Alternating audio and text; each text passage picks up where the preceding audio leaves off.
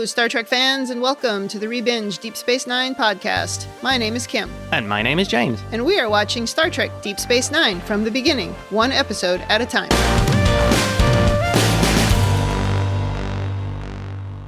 Welcome back to the podcast. Today we are on Season 1, Episode 12, entitled Battle Lines. This episode aired April 25th, 1993. Before we dig into this episode, is there anything from the previous podcast that we need to correct? No, it was perfect. Okay, great. I did write down two things that we should just cover quickly. The first one is we said something about tricorders not being good on whether people are dead or not, and that wasn't exactly what Bashir said. He actually said that tricorders aren't good on dead people. Which means tricorders aren't reliable. So if you scan somebody and it said, yep, they're dead, it means that they might be dead, they might not be dead. It basically makes tricorders useless. But not on a person who's alive.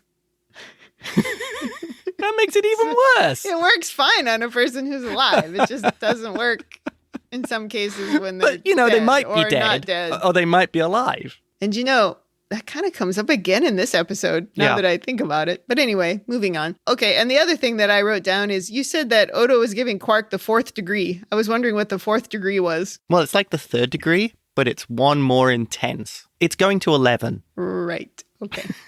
That's my excuse. Okay. Those are the only things I had written down, so let's move into this episode. In the cold open, Miles and Dax are in Sisko's office telling him that they found some files. Miles says it's funny that they were located in ops protocols. I don't know what that means. Miles, by the way, has had a haircut and his sleeves are rolled up. So he's worker man, Miles. He's clearly been doing some work. Absolutely. That's an important thing for some reason with Miles. He's the only one who does it. Dax then says that the encryption on these files was really easy to break, which makes Sisko wonder if the Cardassians wanted them to find the files. Well, I think Dax is a pretty good hacker. Sisko does bring up a good point. Deliberate disinformation left by the Cardassians. It seems like the kind of thing they would do. I mean, they act like jerks, so... Then it flashes to a screen with a very fuzzy image of Kira and some blurred out stuff. You couldn't really read anything on there. At least I couldn't. Sisko turns off the screen, saying there isn't anything of strategic value there. Just some personal logs and files on Bajoran terrorists. He says it's a glimpse into the Cardassian mind. I thought he just kind of dropped that word terrorist about Kira pretty easily. Yeah. We haven't really called her a terrorist before. Well, from the Cardassian perspective, they would refer to them as terrorists. Yes, I just thought it was interesting that Sisko used that word. Then he pulls out the memory device, and three of them look at that little USB-like stick. And Miles says you might want to warn Kira before she sees the file, just as Kira walks in saying, "Warn me about what?" And Sisko says they discovered some of the last prefect's personal files, and there's a file on there about you, which you might find disappointing. And Kira kind of laughs and says, "I'm a big girl." So Sisko just hands her the device, and then he leaves her alone in the office to look at it. He walks down the steps into ops just as Bashir is calling him from airlock 14. Bashir is saying that he was there to offload some medical specimens from the Bajoran transport, but the Kai is here and asking for you. And in my notes, I typed, "Yay, Naomi Osaka is back."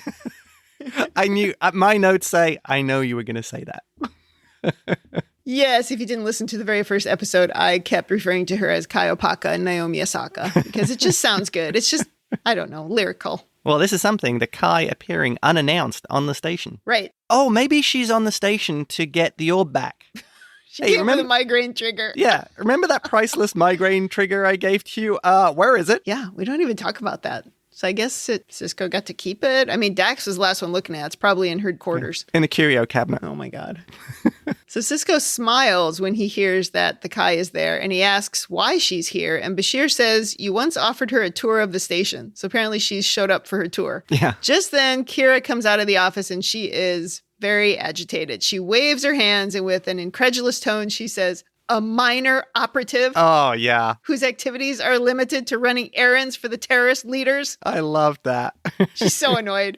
And her voice goes up like a whole octave as she gets to the end of that sentence because she just gets madder and madder. I think that does tie back to Sisko's disinformation campaign where he mentioned earlier. Yeah. Of downgrade Kira's role. Maybe it would make sense for if this was Gul Dukat's file, right? Yeah. Then he left something, sort of a dig to Kira on his way out the door. Oh, yeah. You could totally see that with him. I mean, you haven't seen a lot of Gul Dukat, and unfortunately, I know more about him from the later ones, but that would make sense for that character to do something like that. No spoilers. You could also argue that the details that Gul Dukat has shows the ineptitude of Cardassian intelligence as well. They might actually have these intelligence files, and this is what they actually think. The Cardassians do strike me as an occupying force who would want their own biases confirmed. So they would get mad if intelligence didn't say what they wanted it to. Sisko interrupts her tirade and says, when you're through feeling underappreciated, perhaps you join me in welcoming the Kai aboard. That calms her right down, and the music starts to play. And next we see Kira leading Kai Opaka onto the promenade, past Odo's office. She seemed genuinely shocked about that. That was great, the way her tone changed. In episode 1, she said something about the Kai never leaving Bajor. Yeah. Bashir and Sisko are following behind, and they're talking about how the Kai has never been to the station or even left Bajor before, and Bashir says that she looks preoccupied, which is a little ominous. Yeah. They walk up a winding staircase to the second level so she can look out the window. Her costume is so fancy. It's mostly purple, of course, because the show loves purple. It's the color of the show. But it's also got bright oranges and deep reds. She continued to wear this sort of nun-like costume, that she had in the very first episode of Emissary. Yep. I don't remember if it was the exact same coloring, but it's definitely striking. It's very funny to me how they waffle on this show between just these great, amazing, beautiful costumes and some pretty crappy ones. Yeah, that is a really good costume. We've seen at least 2 costumes that look like they were covered in tinfoil, and then we get something like this. I mean, it is quite a contrast. Oh, yeah, definitely. Oh, by the way, in this scene,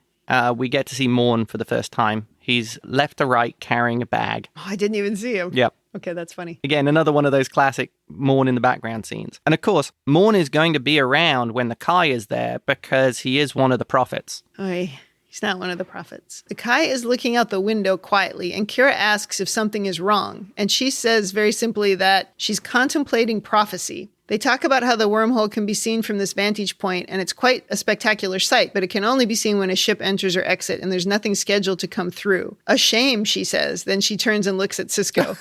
He kind of smiles, and he calls O'Brien, asking him to prepare the Yangtze Kiang for lunch. This made me think of, your grandmother manipulating you into doing something with wouldn't it be nice if... It would sure be nice if I could see the wormhole open.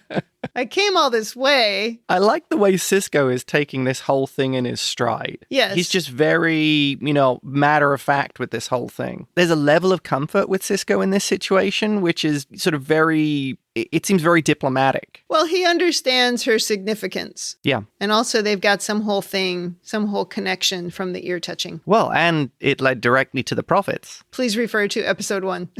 He says Major Kira and I are taking the Kai through the wormhole. Kira looks very pleased. Thank you, Kai Opaka, Naomi Asaka says. And then Bashir looks all hurt that he wasn't invited. He says he's having a slow day, and Sisko's like, okay, fine, you can come. He's such a baby. Go do your own job. I think this is a little bit of a turning point for Bashir. We're starting to see this character being far less arrogant than we have before. I would expect the way we saw him portrayed earlier, he would just expect to go. Of course I'm going through.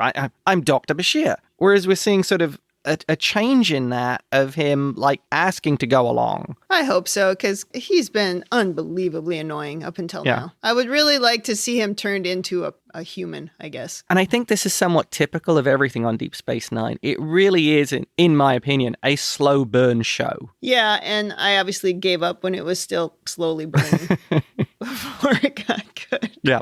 I responded to somebody on Twitter. I think it was just this morning. It might have been yesterday. I don't remember. But they were talking about how, amazing Deep Space Nine is, and it's the best Star Trek. And I'm like, I hope that I feel that eventually, because I'm certainly not there yet. But the fact that so many people think that encourages me to keep going. Yes. But there's no doubt that we have seen so many stereotypical characters in these first, 11 episodes. I would use the phrase becomes a great show. Fair enough. But to most people, it's in the past. Yeah.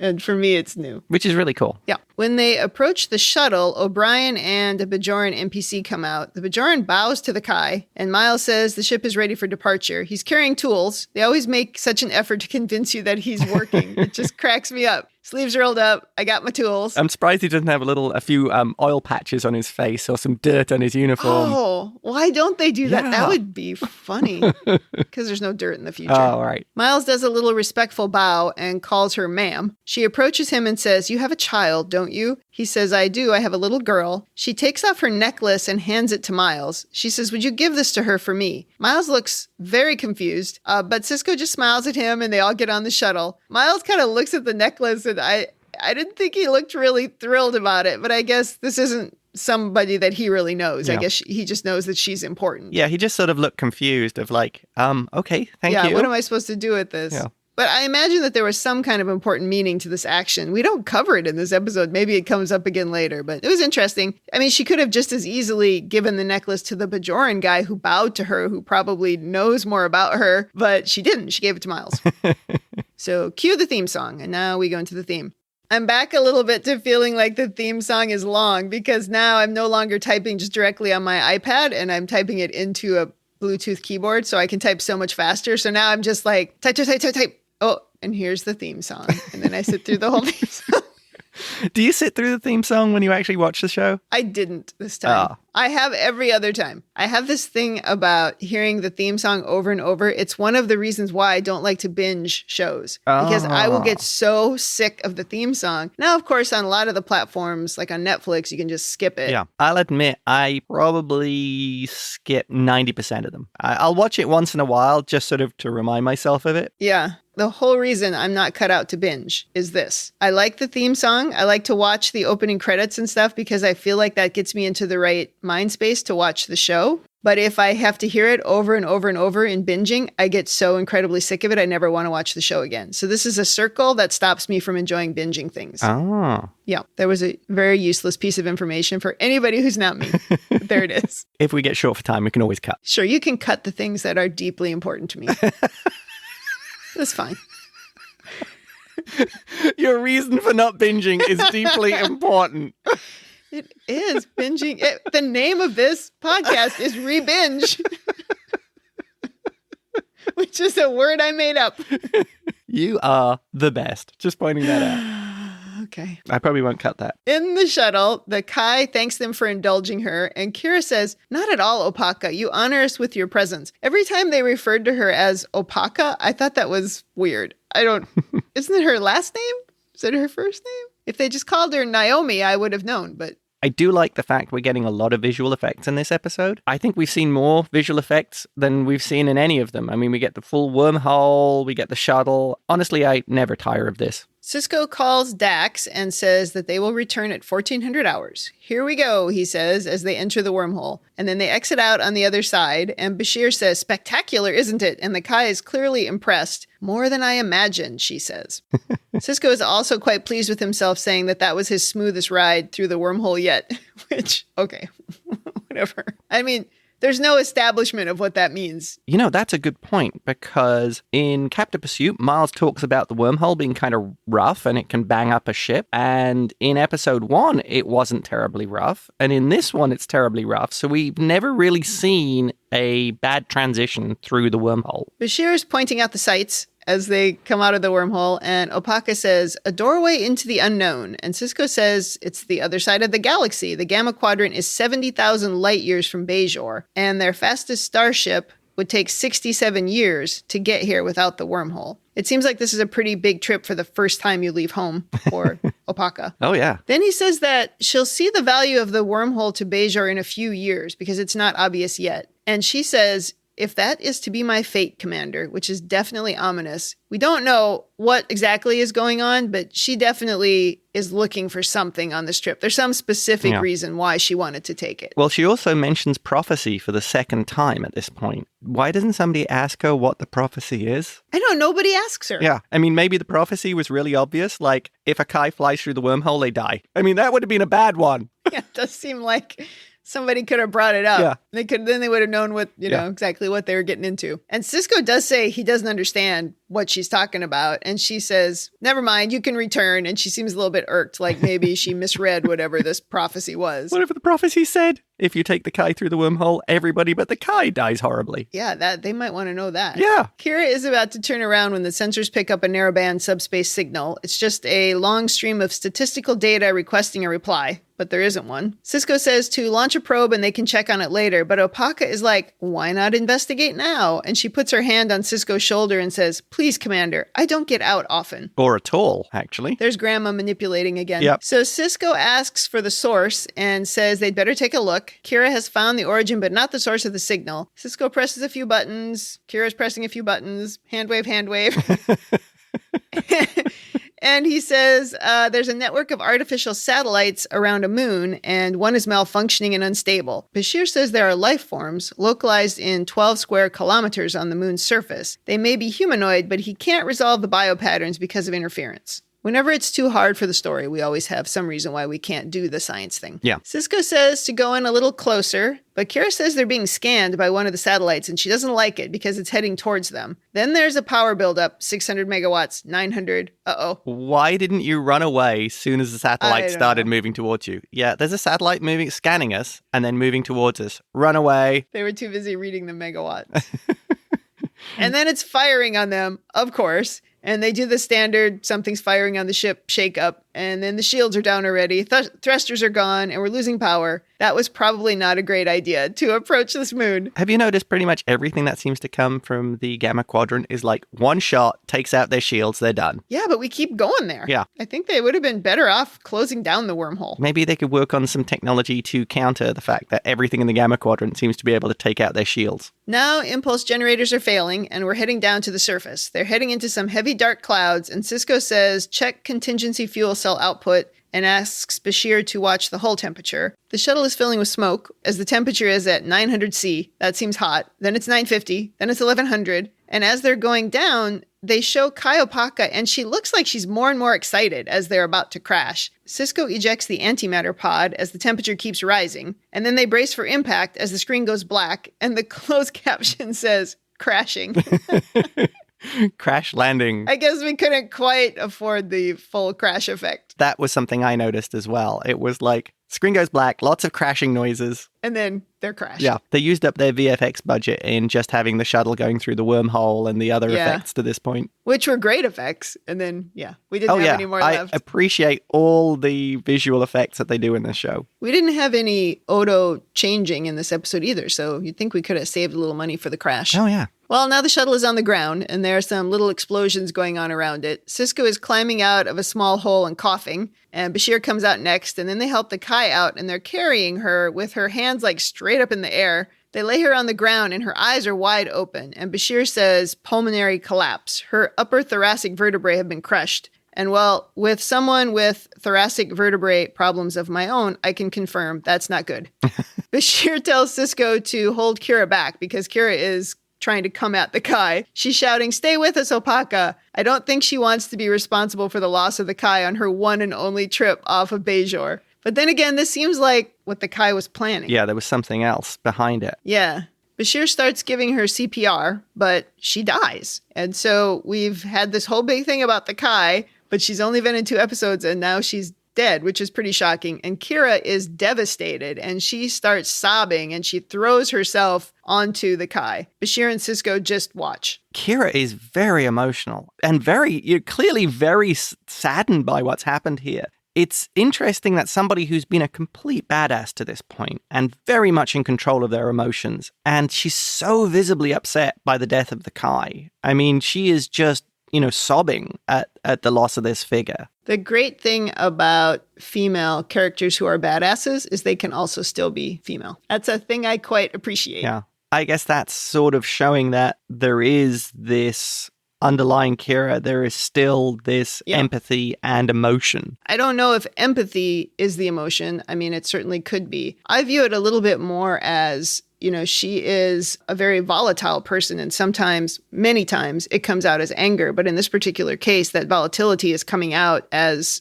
grief. Ah, that's a good point. It's actually a very intricate story about her that comes out sort of in this episode, Yes. which we haven't gotten to all that yet. But I can see how she is so emotionally connected to the Kai and what the Kai represents, because she feels like all of her freedom fighting from the past has been basically in protection of and in service of the Kai. Yeah. So of course, when she's going to feel responsible for whatever happened to her, of course she's going to have a bit of a volcano, because that's what she is. She is a volcano. You just don't know what's going to come out. In this case, it's tears. Oh, that's a really good way of putting it. I mean, she is, yeah. She has that volatility, but the volatility we've seen to that point has been towards anger. Yes. Nice. And I'm happy to see it's not just towards anger. Yeah. And I think my final point with Kira and why this scene was so jarring was this was a woman who'd been a freedom fighter, so she must have seen a lot of deaths and there must have been a lot of killing. And she actually, I think, talked about that in one of the previous episodes. So seeing her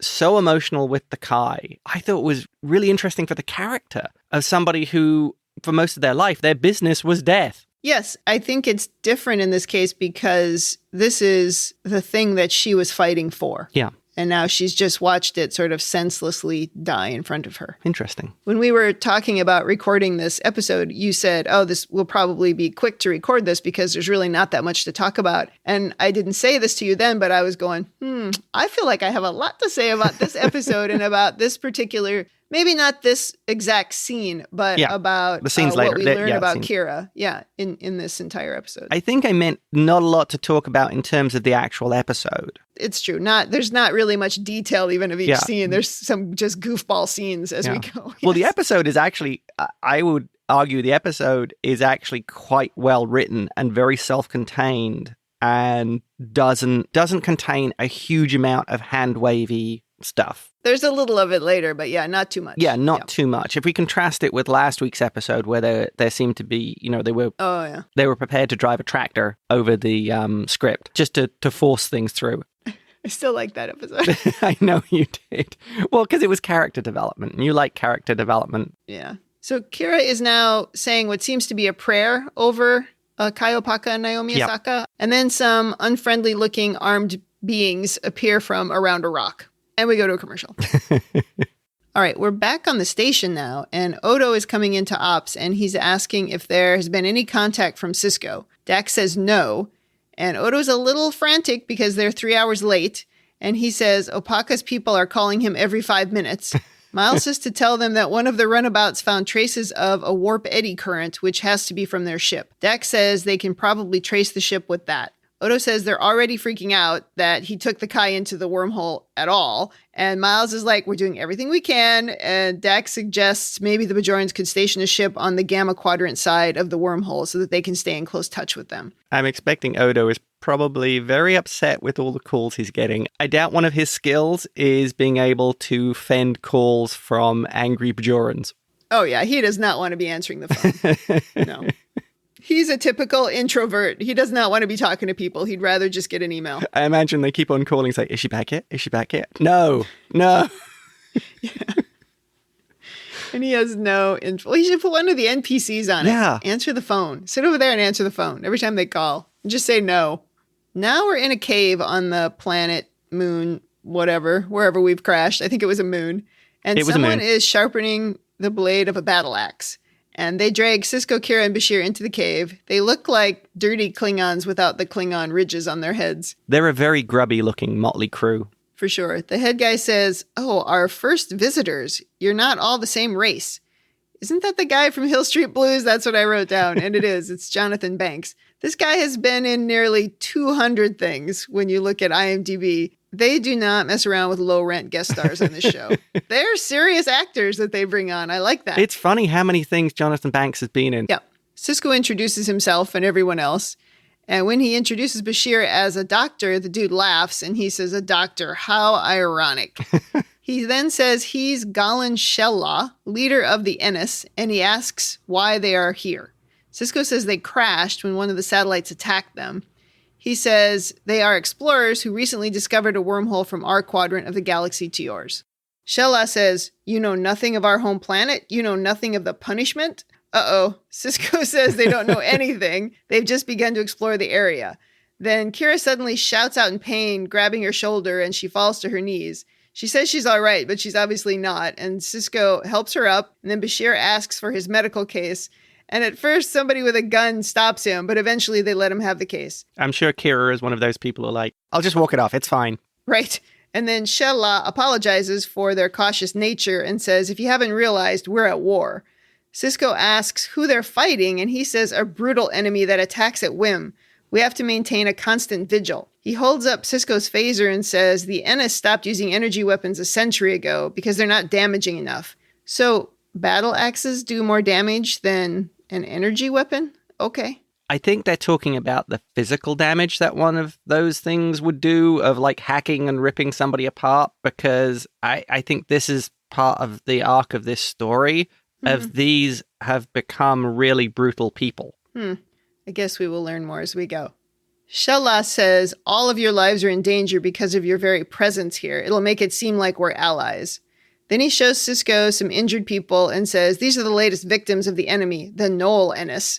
They have no doctors. They were thrust into the situation with no resources. And he says maybe they'll be able to help each other. Meanwhile, Kira is inconsolable. Bashir is trying to help her physically, but she's pretty broken over the Kai.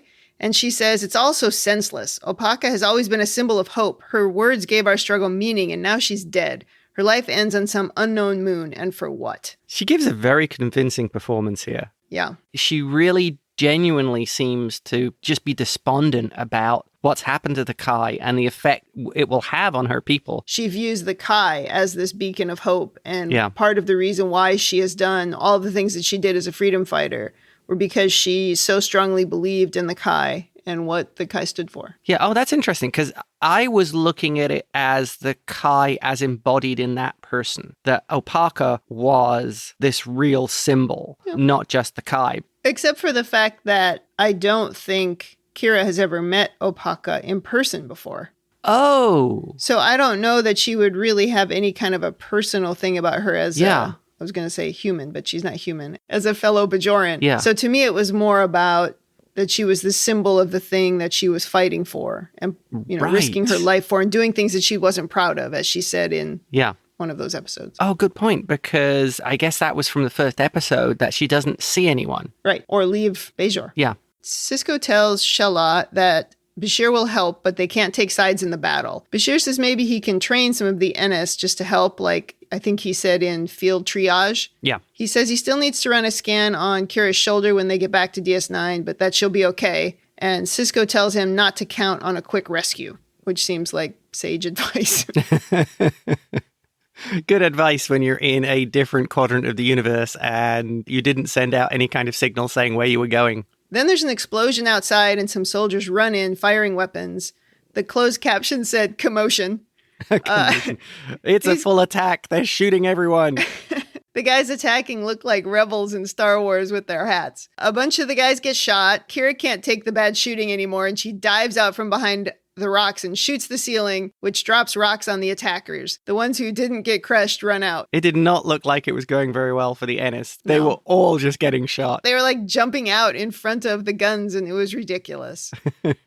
But Action Kira, as usual, she actually has to do something rather than be very passive in that situation. Yes, even injured. Yes. Yep. I'm going to add to that, not bad for a minor figure in the Resistance who just ran errands. Right. Well, a bunch of them were injured or killed anyway, because there's a bunch of bodies lying everywhere.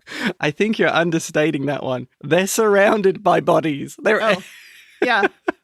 From both sides. Yeah. Yeah. The attackers and the attacked. Everybody's just lying around dead. I think there's only a few of them left alive. I think all the Ennis were killed in that attack. Yeah, it was bad, which is why Kira jumped out and tried to save the day. Yeah. So then they show these dramatic shots of all the bodies on the ground. And as they show that, they turn to sort of the mouth of the cave, and in walks Kai Opaka to some very dramatic lighting and music. And we go to an ad break. Dun, dun, dun. Is that not classic Star Trek? I don't know. Having somebody come back from the dead, that's not super classic Star Trek, is it? I guess it happens. I mean more the closing. Yeah. The drama. After the ad break, bodies are being dragged around. Bashir is checking Kai Opaka's vital signs, saying everything is normal. He's a little bamboozled by this whole thing. Sisko asks Opaka if she knows what happened. She said she closed her eyes when they crashed. She felt the impact and a wall of heat passed through her, but then nothing. Sisko tells her they pulled her from the wreckage after the crash, but she was, and he doesn't say it, but she says, dead?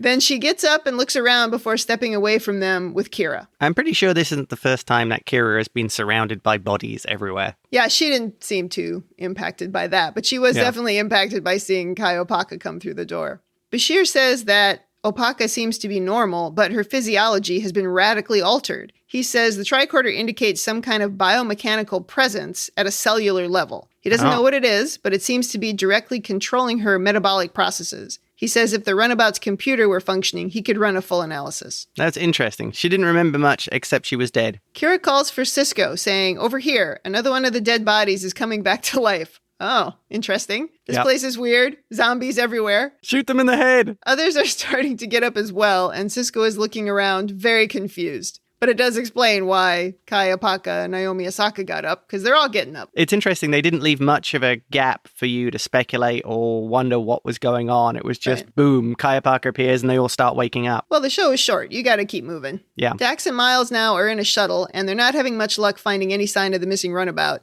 Miles is annoyed that there's not even any sign of their transponder signal. He says the warp eddy has traces of meson particle emissions, so they're on the right track. It's leading them into an uncharted binary star system. It's nice to see more special effects. This episode seems to have more scenes of shuttles flying on the wormhole than I think anything we've seen so far. Right.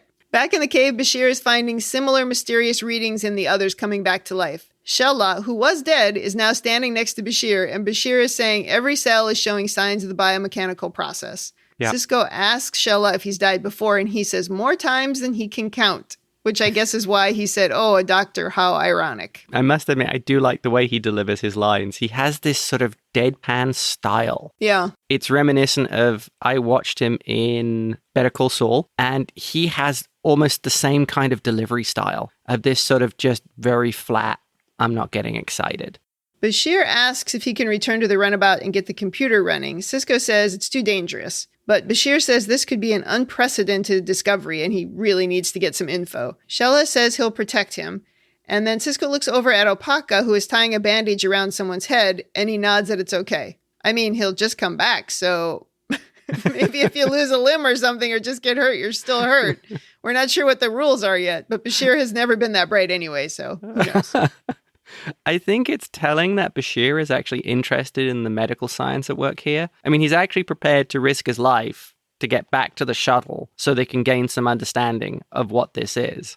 Despite the flaws in the character that we've seen to this point, Bashir is actually interested in doing something that could be genuinely helpful. He isn't trying to hide. He isn't going, oh, well, it could be interesting, but it's too dangerous. Or he's just so focused on the fact that this could be, as he said, an unprecedented discovery that he's not really even thinking about whether or not it's safe or not. Oh, that's also a good point. Because, I kind of think he's a dope. There's no women for him to creep on here, so he's bored in the cave. Well, the second in command for Shellar is that woman. Yeah, I'm not sure she's his type. She has a lot of scars, looks kind of grubby. Yeah, and she's quite armed. Then Bashir heads off, but Shella doesn't go with him. Shella says he'd like to know more about the breakthrough himself. The doctor's acting like he's seen a miracle, but he says if you've lived with it as long as we have, you'd see it more as a curse. Sisko asks how long they've been here, and Shella says it feels like an eternity. That's all part of the punishment. Sisko says, what is this punishment? And Shella says everything here is designed to prolong suffering. Oh, so it's kind of like what Deep Space Nine does to Miles. Prolong his suffering? Nice. Everything breaks down. He has to do everything, and now he's running the school. Endless cycle of things that are broken. Exactly. Sisko asks what his crime was, obviously trying to figure out if it's okay to side with him. Which prison gang does he join? Oh, dear. Shella says the Ennis and the Knoll Ennis are ancient enemies. They fought the same wars for generations. Finally, they sent us all here and told us that we would serve as an example for the rest of civilization. I'm not sure that makes any sense. Just stop fighting then. I don't understand that at all. Well, I think part of the idea here is that the war is ingrained. It's not just become a dispute between who has which land or access to which resources. It's become a cultural war. Yeah, but it's very hard to relate to it, especially since you just keep coming back. So you can't win the war. So what's the point? Just go off on some other field and build a house and live there. Who cares? But I think that's the point they're trying to make here, that these two sides in this war have become so entrenched. They don't see any other option than fighting because it's become that, well, it's what we always do. Yeah, it's just hard to relate to. Yeah. Kai Opaka overhears this conversation and she steps in, asking how the fight began. Shella says, some say it was water, some say it was land. It's not relevant now. So we couldn't even think of a reason for the conflict. Come on. I mean, he could have just said land. Why did he say some say it's water, some say it's land? It's so stupid. Oh, no, I disagree. I think that's very much the point. These people don't care. The reasons for fighting this war have become secondary to the very act of fighting and killing the Null Ennis. But is there something in this constant reincarnation that stops them from evolving so they can't ever make different decisions and they're just stuck in a loop? Because we don't know. They don't say that it's been years or decades or whatever, but geez, even after a couple months, you'd be like, oi, what's the point? Well, I kind of think we come on to that later in the show. Okay, well then let's keep going. Kai Opaka asks, what's to gain by continuing to fight? And he says vengeance. Yeah, exactly. Yeah. We've all seen our families suffer at the hands of the Knoll. Kira, annoyed, jumps in. If you insist on fighting this war, at least learn to fight it more effectively. She's like, there were no guards at the entrance when we arrived. You have no system to alert your forces of an attack. You people are obviously unprepared for fighting in close quarters. Sisko tries to stop her. He doesn't want to be seen as taking sides. But she's like, we're trapped here, and only his force is to protect us from damnation, which was a very interesting choice of words. She's like, we have to defend ourselves to stay alive. She just ignores him and just carries straight on with her military planning. I mean, I thought it was fascinating the way she went straight into that mode. Yeah, a few minutes ago she was inconsolable, and now she's so angry again. She says, we have to be ready, but Sisko yells, that's enough. She keeps right on going until Kai Opaka says, this is not your war, Kira. I thought it was great the way, again, Kira was portrayed here. And she had clearly this on switch that could switch from, grieving and being upset about the death, potential death or what happened, now into a military mode where she can start fighting again. And I think this is a real pointer to the life that she's led, that she can go back into that mode at a moment's notice. And even to the point of she's ignoring Sisko. It doesn't matter what you want. We're now at war. This is what we have to do. Think how many times we've touched on PTSD in these first 11 episodes. Yeah. It's really interesting when you look at it that way because she was triggered. She went from one side of the spectrum of being just really upset about the Kai being dead and then shocked at her coming back to way on the other side of the spectrum where she was ready to start shooting. And then these people are all stupid. You guys are doing it wrong. You need to be better fighters, blah, blah, blah. So it's interesting if you look at it that way. I think that was just her training kicked in. You and I are never going to look at Kira the same way. It's so interesting to me how you look at her. I look at her reaction as she's somebody who's been a fighter. And this is a fighting situation. And that piece of her programming, and I use the word programming deliberately, that she clicks into that mode and that becomes the focus. Well, you view her, I think, as a fighter, a survivor, and a badass. And I view her as damaged. Interesting. Yeah. That's a fascinating take on her. Partly because I want to view her as damaged because that's more interesting. Well, you're right, because that is part of her character that actually comes out. We're going to talk about this a lot because I mean, we haven't even really got to the big thing that happens with her. Yeah. I look at the damage as independent from the training. No. The impossible. She's not a super soldier. No. Put it like this. I think you could have somebody trained in that situation, know how to react and be able to follow the book and do the various things, have it trained into them.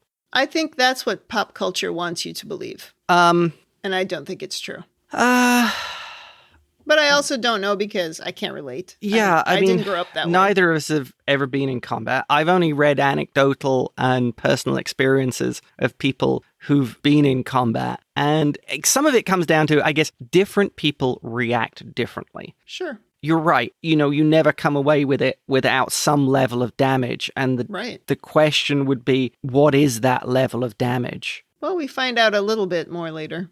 Galanshella laughs and says they used to defend themselves better, but then we realized it was pointless. When you cease to fear death, the rules of war change. You'll understand as the years begin to pass. It's like, oh man, that's depressing. Talk about giving a grim view of the future. Sisko says, that is not going to happen. Our rescue won't take that long. There's only 20 minutes left in the show, so I'm guessing it'll take about 20 minutes. That's not exactly what he said.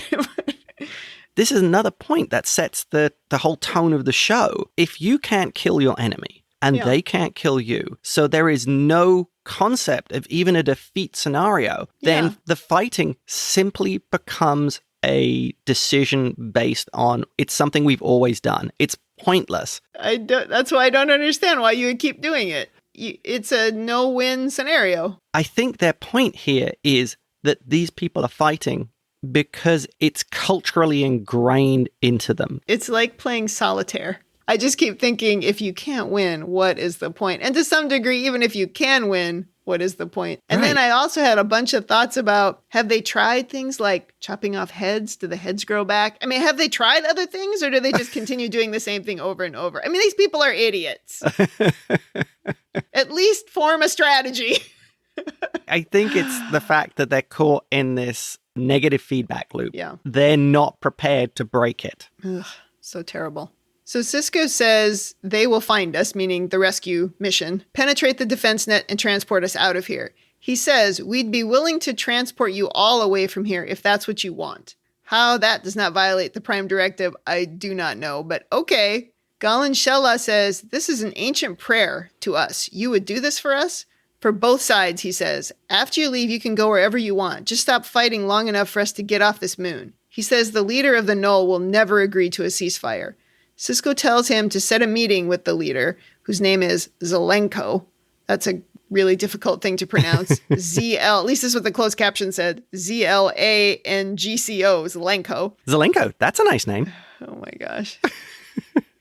Galanshella scoffs and says it's hopeless, but I will talk if he will. I like how Sisko's playing the mediator here. He wants to stop the war, and he goes into this interesting mode of he's being very calm and very reasonable. We're seeing his skills at convincing Shella to talk to his bitter enemy. They've been fighting for what could be millennia. Yeah, we don't know. We have no idea. Yeah, we don't know. And Sisko manages to get him to talk with the promise of, we can get you off world. Sometimes a new voice makes you maybe reconsider it or gives you a little hope. I think that's it. Plus, Sisko's very convincing.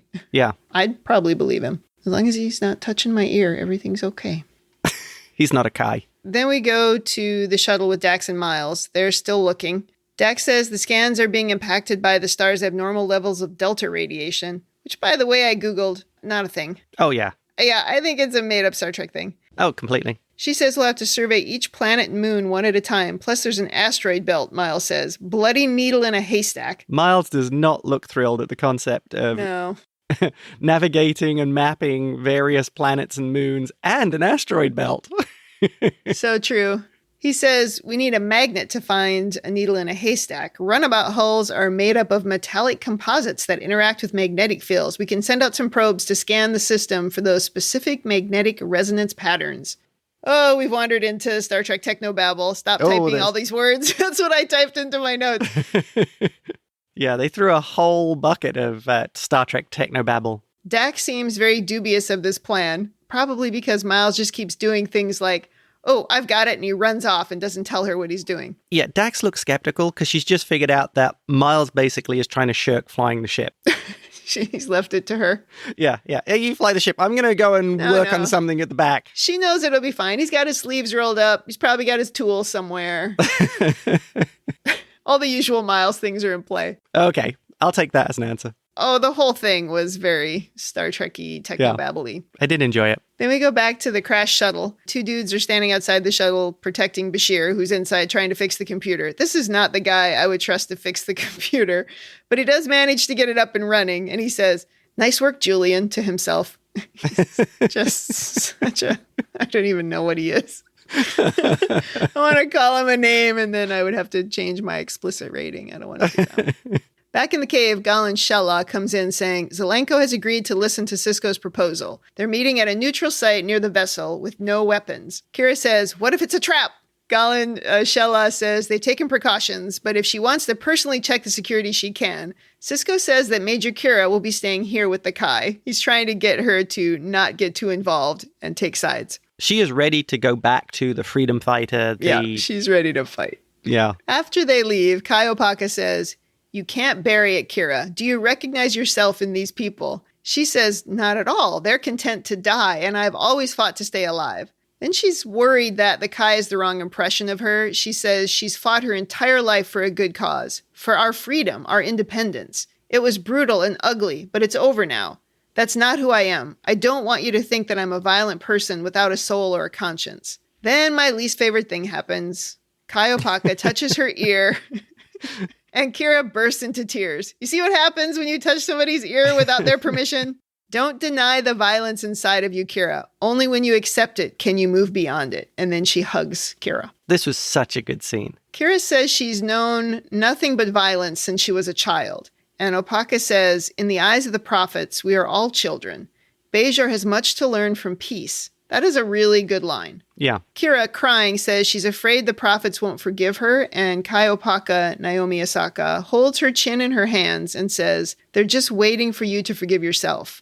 That was just a lovely scene. Really, oh, yeah. Certainly the best written scene in this episode, maybe in several episodes. I really appreciated it. I thought they are trying to dig a little bit more into that damage that Kira has and try to understand that really brusque front that she puts up. And I think as well, it also explains some of her reactions in this scene when she's thrust into a combat situation. If she's been fighting since she was a child, it would be so ingrained. Yeah. What you can see here is she's been hiding all that side of the war and sort of suppressing it of what she did and what was involved to win. I assume it was an extraordinarily bloody war. I don't think they ever really address everything that happened. Well, certainly not yet. I mean, all we have to go on is what we have seen so far. Yeah. Because that's all I know. Clearly, Kira has these unresolved issues left over from the war. It makes me think of the scene from First Contact where Alfre Woodard says to Picard, you were enjoying it. Do you remember? When he was shooting the Borg? That made me think of the same thing here. Of, is there part of this that Kira enjoyed because there was I wouldn't say a comfort, there was a predictability to it. Well, you knew the enemy. Yes. I think as she moves into politics, it's much harder to know the enemy. Right. I don't know. I don't think we've had any real evidence that she felt like she enjoyed it. We've certainly had a lot of evidence that she's conflicted about it. Yeah. That she tries to justify everything that she did by saying we fought for Bajor, right? She never tries to say it was for herself. When we go back to past prologue, she talks in that episode about not being proud of some of the things that she did. Yeah. So she was clearly never even comfortable with it, even though she kept trying to convince herself that she was doing it for the right reasons. Yeah. I have to say, this scene makes me really, really happy.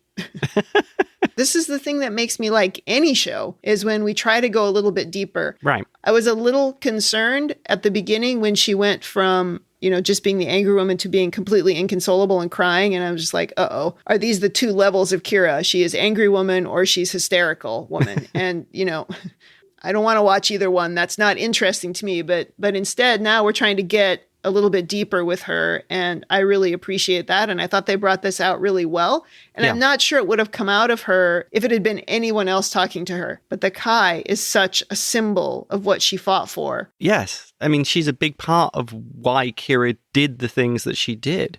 Yeah. This is good. Okay. Back to the shuttle. And Dax and Miles are watching the hysteresis curve. Sure, whatever those words mean. Miles is complaining, but then, of course, the probe finds something just as he's about to give up. And Luoxana Troy's voice appears, saying there's a 0.0012 fluctuation in the stupid made-up curve. They set in a new course for the moon. Watch out. That's what got us into trouble in the first place. That's how I should take all my notes. That's how the whole thing should be. I need to work harder. Those are great notes on this stupid made-up curve. That's funny. Okay.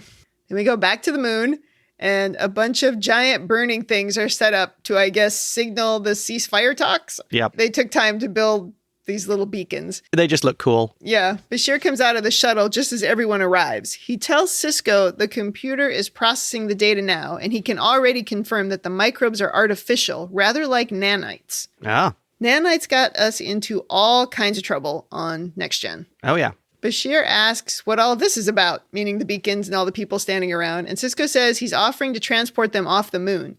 Bashir says that sounds like a jailbreak.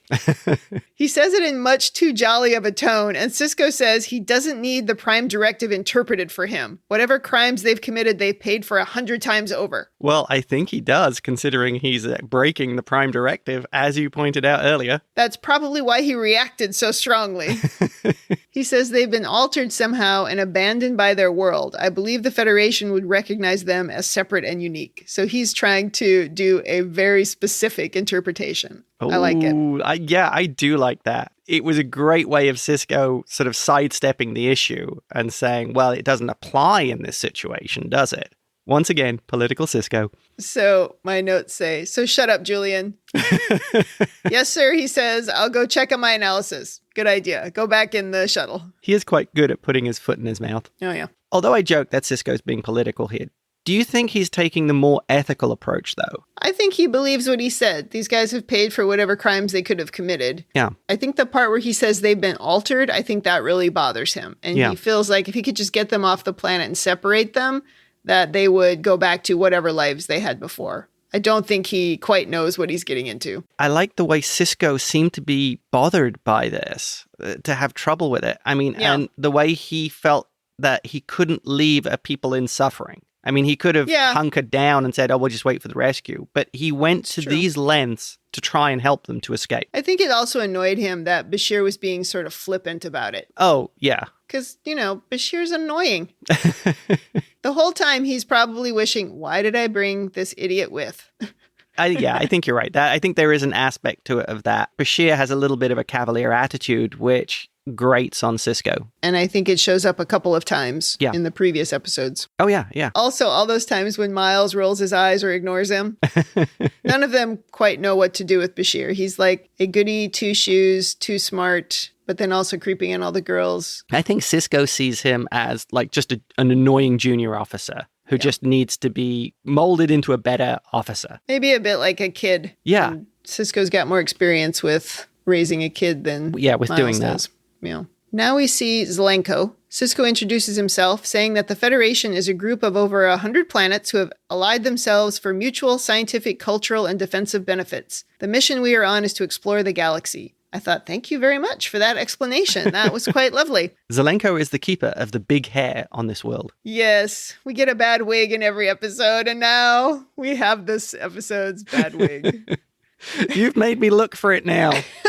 Oh man, now that's another category we need. We need to add the category of the bad wig. Yes, Zelenko has it. Zelenko kind of mocks him. There will be no reward for our release, Then he and Galan Shella get into a very dull pissing match. Sisko steps in between them. If you've had enough of this, enough suffering, then make your leader stop. I'm not here to mediate, but if you want an alternative, I'll give you one. He says, when our rescue party arrives, I can get you off this moon if both sides cooperate until then. Galan Shella tells Zelenko they will resettle us on different planets. But Zelenko doesn't trust this because he feels Sisko has chosen to ally himself with Galan Shella. Sisko says we've done no such thing. But he points out that Kira fired at one of his people, which is exactly why Sisko didn't want her doing that. Yeah. Self-defense, Sisko says. Zelenko says, you are lying, and this is an Ennis trick. If the Ennis bring all of their people out of hiding first, he'll believe it's not a trick. He's even dumber than the first guy. Yeah, I'd say he's even more paranoid. Shella laughs. Then there is some spitting and some stabbing, and a bunch of idiots go down. So this no weapon thing that they said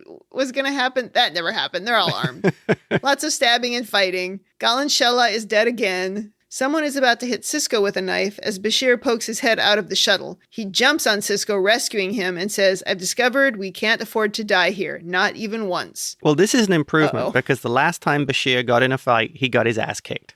Well, he didn't really get in a fight here. He just knocked Sisko out of the way. Meanwhile, Miles is looking at the satellite system protecting the moon. they are scanned, Miles suddenly increases orbital altitude, saying a broadband damping field is the only thing that could block the shuttle's transponder. Those satellites are probably blocking the signal, and maybe they had something to do with the missing runabout. Hooray! I like the way Miles and Dax are smart enough to get out the way when the satellites start coming towards them. Yeah, right? Kira didn't do that. Then they show the computer screen that has a bunch of flashing circles on it, and Miles says, see, they're putting out a mutual induction field that would block 99% of all transmissions to and from the surface. They've engaged full technobabble. Back to the planet, and we got piles of bodies again. What a bunch of morons. Once again, the team is surrounded by bodies.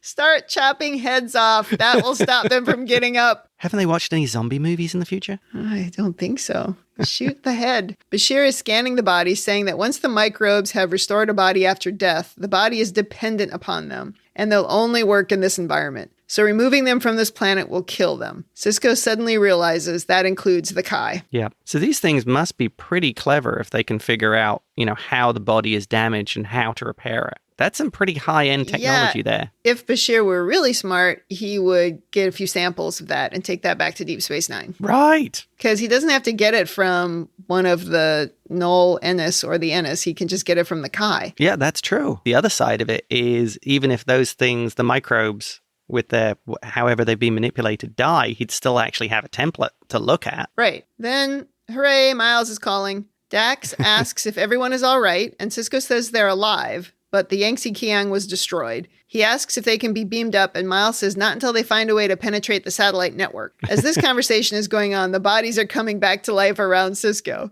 He warns Dax and Miles to stay away from the satellites. Then he says, let me know before you attempt to beam us up, because obviously he wants to warn them about the Kai. Clearly, Miles and Dax are smart enough to know you avoid killer satellites and to locate crashed ships. Send them on all missions. Sisko turns to Bashir and says, we have to talk to the Kai. Once inside the cave, they tell Kira and Opaka that neither side took the ceasefire seriously. The Kai says, well, I'm not at all surprised. Then she looks at Kira and says, you were right. They don't know how to do anything else but die. They've forgotten how to live. Again, a great line. Yeah. Sisko tells him the Rio Grande is in orbit, trying to figure out how to get them out. Before he can tell Kai Opaka about the microbes, she says, I'll be staying, Commander. This is the answer to all of the prophecies in my life. And Kira is like, what? Yeah. This is the wrong thing. Opaka says, I don't know how or why, but when we came through the wormhole, I knew I wouldn't be returning. She says Kira must tell our people that I have answered the call of the prophets. I was brought here because it was time for these people to begin their healing process, just as you were brought here to begin yours. It is her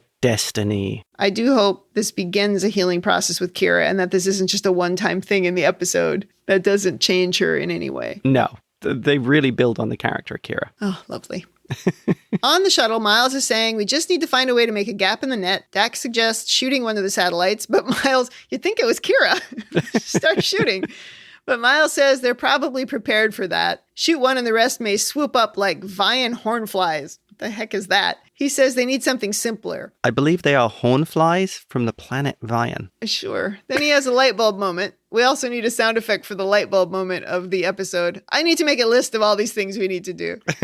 And he calls Sisko. Sisko says only 3 of us are coming back. Kai Opaka is remaining on the planet. They don't look thrilled with that because they know how upset Odo is going to be, and Dax asks him to confirm. He says he'll explain later. Miles says they just need a few minutes to be ready. Yeah. I like the way Dax asked, you're not bringing the Kai back? Yeah, Odo is going to murder you. Galen Shella, back alive again, asks if they're leaving, and Bashir explains that if they left the moon, they would die. So there's no end, Shella says. Bashir says he's finding himself in a moral dilemma. Maybe they can help end the suffering. He says anything that has been programmed can be reprogrammed. Maybe I could disable the mechanism in the microbes so that they would stop bringing them back to life. Galen Shella jumps in. Please, that's the only solution left. Give us a way to reprogram the microbes and it will end the war. Kira scoffs. The fear of death has never ended any other war. He says no, but it will allow us to finally win and wipe out the Null for good. He says your disabled microbes would be the ultimate weapon. Yeah, they're not getting it. This reinforces again the point he's a complete zealot. His first reaction on this is, oh, can we use it as a weapon against our enemies? He's so engrossed in this war, even things that would benefit him and his people on the planet are irrelevant. Yeah, he doesn't even understand why he's fighting. He just knows he can't stop. Yeah, or what they're fighting over or anything. Could be land, could be water. Yeah. Could be microbes. Maybe it's sky. Like I said, this is the whole point of the episode. What they're doing is pointless. Yeah. If this show came out in 2020, yeah, I feel like the soldiers would have chosen to die because for some reason we have these stories this year where people seem to need to choose death and then that somehow makes their life have meaning. But in 93, it was like, nope, this is going to be the greatest weapon ever made. That sounds right. That sounds right. Miles calls and says they're ready. Some science stuff happened, but essentially they have drawn one of the satellites out of position with a probe because it chased after the probe to destroy it. And they opened a little hole and now they can beam them away. Dax seemed amusingly happy when the probe was destroyed. Well, she's better the probe than her. Yeah, I like the little computer graphics display that they had, the little animation showing the probe and zap, the satellite got it. Right. Before they beam away, Sisko tells the Kai if they ever find a way to rescue her, they will. But she says, my work is here now, Commander. Then she says, but your path and mine will cross again. Sisko smiles and does a little bow before they're beamed away, and they leave behind Naomi Osaka. The end. Fade to black. Wow. Well, that was kind of an interesting episode. Well, shall we enter the over-analysis section of the episode? Do you have something that you would like to say? There are several things I'd like to say on this one. Mm-hmm. One of the things is the Kai's reference to the prophecy. I mean, apart from maybe they could have asked the Kai about that. That might have saved a lot of time and effort. That's probably not a thing that she would do, though. Tell them about the prophecy that she felt applied to her. Oh, that's a good point. Because they might not take her, and then the prophecy wouldn't be fulfilled. But she definitely seems to see her destiny is helping these people. Yes. Now, she also said that Kira being on that planet was part of her healing. So was Kira part of the prophecy? Well, we don't know. She doesn't say. What that makes me wonder is, so the Kai knew of Kira, or knew that Kira needed to be saved from herself? Maybe. If there's some kind of a future for Kira that we don't know about. Oh, there's a great future for Kira. You're not supposed to know that when you watch this episode. I'm not sure the writers knew that when they wrote this episode. Yeah, I'd love to know how much the writers actually had planned in the overall story arc. I think it's a safe bet that the prophecy was about her just helping someone on this moon. Yeah. Right? Yeah, which is what she's doing. I might cut that whole thing out. That was not a useful interjection. No. Any other over? Thanks. Thanks for the judgment.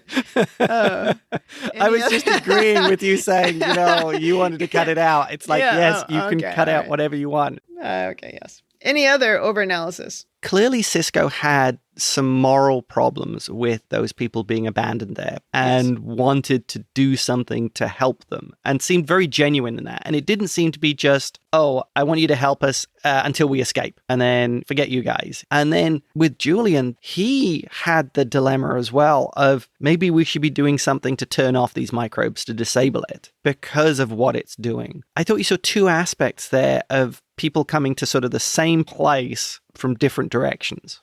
This thing that Kira said earlier when they thought the Kai was dead, and she said it's just also senseless. Mm-hmm. It almost feels senseless to leave her there because these people have been unable to evolve or change or learn any lessons. And the thing we don't know is if these microbes stop them from being able to do that. And if this cycle will just repeat forever. And now she's just a part of the cycle and there's nothing that she can do about it. Oh. It seems like such a funny use of this character who is really interesting and has added a lot in the 2 episodes that she was in. Yeah. And now we've just kind of dumped her in the middle of this thing. It doesn't feel like we're coming back to this. This seems like a one-time episode. So I don't know. It's not satisfying in some way. It doesn't feel satisfying what happened to this character. Yes. That they've left, that sort of her left arc. Yeah. Is disappointing. Although what she did in this episode, I loved. But it just feels like it's ending kind of with a whimper. Oh, interesting. Another way of looking at it is maybe the Kai had actually angered the prophets and this was her ultimate punishment. She's going to be stuck in a world with idiots who will be fighting a war forever and ever. That is mean. Yeah. Hey, gods tend to be pretty mean in their punishments. That's just a whole different thing I hadn't even thought of. Well, I hope that's not the case. I don't know what else to say about that. That's terrible. Yeah, that would be very brutal. Yeah. I guess you're supposed to look at it differently. differently. Yeah. You're supposed to look at it like this is a new beginning for the Kai, a new beginning for the Ennis and the Noel Ennis, and a new beginning for Kira. I think that's the way you're supposed to look at it. It's a potential salvation for both sides in this conflict. That the Kai's ultimate goal will be to reconcile the irreconcilable. Okay. Looking at it as a positive direction, as opposed to my previous theory, which was pretty negative. Yeah. Okay. Any other over-analysis? Well, there's a number of questions I would like to ask, such as where is the planet that these people came from? Yeah, with technology to bring people back from the dead. And the final thing is, shouldn't Bashir take some samples with him? I mean, if this is that technologically advanced, you'd really want a copy of those microbes and the keep all that in the computer. That could be very valuable. This is an excellent point. I hope he took some samples, but he's not that smart. He was real busy thinking, oh man, Dax is on the shuttle. I can start creeping as soon as I get there. Oh, hi, Dax. I fixed the computer on the shuttle all by myself. And I'm only a salutatorian. Admit it, Julian. You just powered it off and powered it back on again. Reboot. Okay, that's it. That wraps it up for me. Okay, let's go to Women in the Future. I think this was a pretty good episode for Women in the Future. I was really happy with the main arc for Kira. Yeah, they showed her angry side, of course, but they worked hard to explain where that came from. And I think she got kind of a nice redemption arc there with the Kai, essentially giving her permission to forgive herself for the life that she led. So when I look back on that episode called Dax with the woman who played Data's mother, there were 3 scenes, I think, with her in them, 3 or 4 scenes, just, a handful, and they were pretty short. But the impact that she had on that episode was so amazing that it convinced me to give that episode a thumbs up because she was tremendous. And in this episode, I loved that scene so much between Kira and the Kai that I can forgive some of the just almost goofiness of these idiots who can't grow or change or learn that fighting is pointless when you just die and then come back.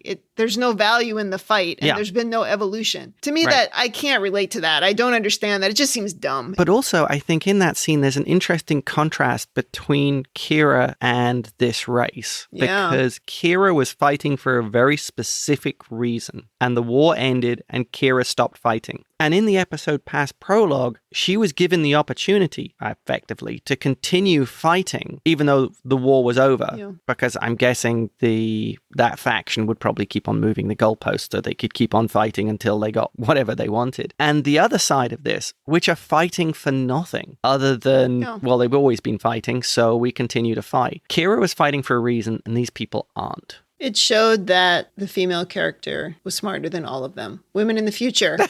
So you thought Kira stopped being kind of a cutout of its angry woman? Well, let's see. I think yes. For that moment, yes. Yeah. But that gives me hope that we're going to build on that. Okay, let's move into rating. Thumbs up, thumbs down, or neutral? I'm going with thumbs up. Even though there was a few hokey things in this episode and there was a little bit of hand wavy, I did actually enjoy it. Thumbs up for me too. Actually, I think this may have been my favorite episode. Really? Yeah, and I'm disappointed to see on IMDb that the rating for this episode is so low. I think I can understand it because, like I said, the goofy aliens who, it just seemed like they were there just to make this little story happen and to have the Kai land there and whatever. But it was such a great veteran story. So many good things happened in this episode. I mean, if anything, what's kind of funny about this episode is the world has moved more towards this episode than it was in the 90s. Thinking of things like the problems that veterans have today with PTSD and recovering from being in conflict. And this character of Kira is clearly suffering the same kinds of things. It's really fascinating to watch Star Trek develop such a backstory for characters. That doesn't always happen. A lot of times, the depth that you get is really only from the stories that they're telling on the show. Right. They started from the beginning trying to imply that she had a past and that it really impacted her. But we're just now kind of getting into how it impacted her and what it means to her today. So, that's cool. That's good. We can watch the next one. And it does mean I can't keep being surprised with you liking episodes, seeing as you've actually liked a number of episodes now. Yeah, I've liked a couple of them in a row now. I'm still going to pick on these things I don't like. And I'm still irritated with Bashir. His whole character is still annoying, and I hope they do better. But in this episode, he didn't creep on any women. And he didn't do it in the last episode either, but they didn't give him the chance. So great. Keep going. Give him something else to do. I'm sure he'll be fine. Well, they're working on him. They're trying to build the character. Right. I can't think of a single example of sexual harassment that happened in this episode. Bashir didn't even hit on Shellar's second in command. Gosh. Okay, that is it for Season 1, Episode 12. Come back next week for lucky Episode 13. In the meantime, if you'd like to tell us your own overanalysis of this or any episode, or if you just want to say something nice, please email us at rebingeit@gmail.com or tweet at us at rebingeit. Also, check us out on talkthroughmedia.com. You can leave us feedback there and listen to all of our other awesome podcasts. Thanks for joining us on the Rebinge Deep Space Nine podcast. That's it for me. And that's it from me.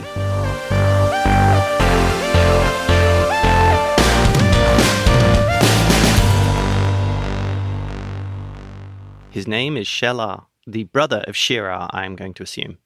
Shirar. Jinx.